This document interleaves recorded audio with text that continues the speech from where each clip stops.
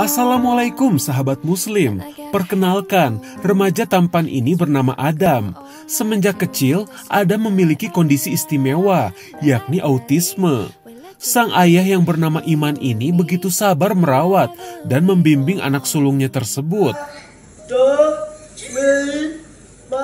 Bahkan ayahanda Iman mendirikan yayasan khusus anak autis dan juga keluarganya di Malaysia yang bernama doTERRA. Sifat ayahanda Iman yang begitu sabar dalam merawat Adam benar-benar menjadi inspirasi. Lihat saja ketika beliau dengan sabar membujuk Adam untuk masuk ke dalam mobil. Masya Allah, entah sudah berapa banyak pahala yang terkumpul untuk beliau. Lalu apa hikmah yang Allah berikan di balik ujian yang menimpa sebuah keluarga? Seperti dikaruniai anak berkebutuhan khusus atau bahkan keguguran. Saksikan penjelasannya dari sudut pandang Islam sesaat lagi. Lalu di tema yang kedua, kita akan membahas hukum bersedekah di saat memiliki hutang. Simak dalil dan penjelasannya di segmen yang kedua. Dan di tema yang terakhir, kita akan membahas rasa jenuh di dalam hidup. Dan kadang muncul rasa tidak bahagia di dalam hati. Padahal kita merasa ibadah kita sudah cukup dan hidup tak kekurangan. Lalu sinyal apakah yang Allah berikan? Tunggu penjelasan lengkapnya di Jendela Islam hari ini.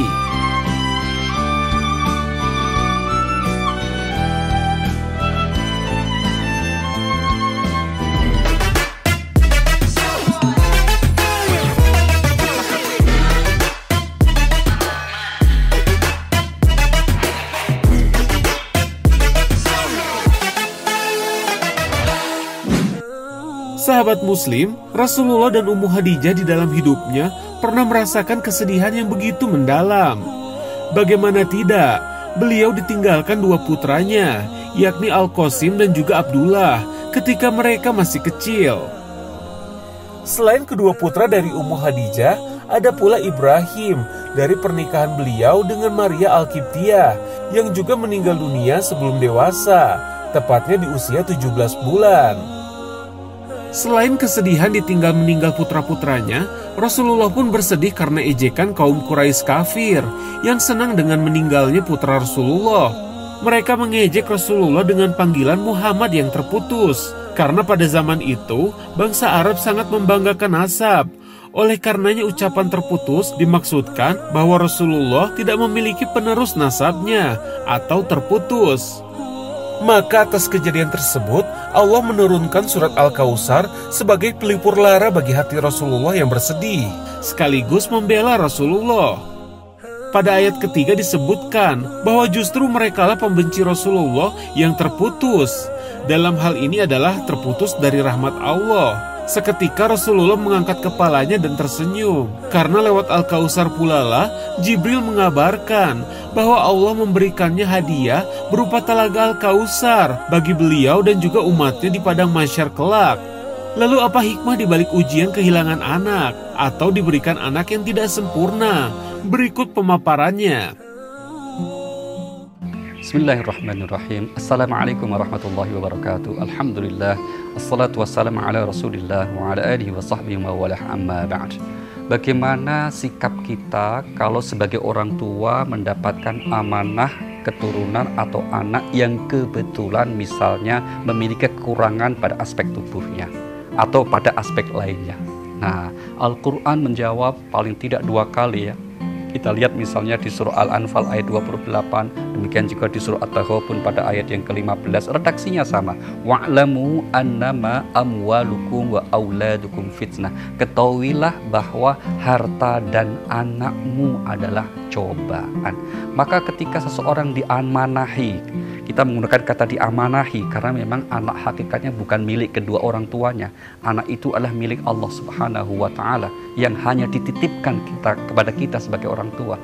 Maka kalau kita kebetulan diamanahi, apakah itu anak yang kebetulan lengkap sempurna fisiknya atau ada memiliki kekurangan? Ingat, itu kesemuanya juga adalah cobaan dari Allah Subhanahu wa Ta'ala. Maka menyikapi ini yang terpenting, jangan berbangga diri kalau kita dianugerahi anak yang kebetulan misalnya memiliki kelebihan dari aspek fisiknya, misalnya bagus, tidak ada kekurangannya, atau dari aspek psikisnya, misalnya dia memiliki kelebihan-kelebihan termasuk kecerdasan akalnya misalnya. Jangan sampai berbangga diri. Namun sebaliknya, jangan berkecil hati kalau kita kebetulan diamanahi dengan anak yang memiliki kekurangan menurut kita. Karena pada dasarnya apa yang kita sebut sebagai kekurangan itu semua dari Allah, dan kalau dari Allah semuanya adalah baik. Jadi bukan anak seperti apa yang kita pikirkan, tetapi bagaimana sikap orang tua dalam menyikapi hal itu. Ketika seseorang memiliki kesabaran yang cukup karena mendapatkan ujian dari keadaan anaknya, itu juga akan menjadi kemuliaannya tidak hanya di dunia, tapi terlebih nanti di akhirat. Yang terpenting tetaplah berprasangka baik kepada Allah Subhanahu wa Ta'ala dengan meyakini bahwa apapun kondisi anak kita itu hakikatnya adalah membawa kebaikan untuk hidup kita, dan tetap bisa juga mengangkat derajat kita di sisi Allah Subhanahu wa Ta'ala. Karena pada dasarnya yang terpenting sekali lagi adalah sikap kita dan bagaimana prasangka baik kita kepada Allah Subhanahu wa Ta'ala dengan anugerah tersebut.